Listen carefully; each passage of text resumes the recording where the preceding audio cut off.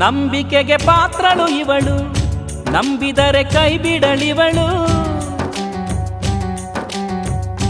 ಅಂಬಿಕೆಯ ರೂಪಳು ಇವಳು, ಅಂಧತೆಯ ಕಳೆಯುವಳಿವಳು.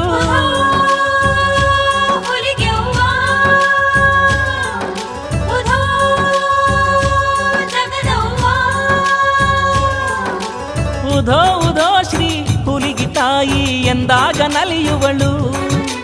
ಭಕ್ತಾರ ಮನೆಯ ಭಾಗ್ಯಲಕ್ಷ್ಮಿ ತಾನಾಗಿ ನೆಲೆಸುವಳು.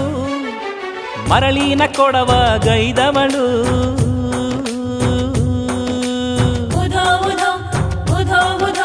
ಮರಳಿನ ಕೊಡವ ಗೈದವಳು.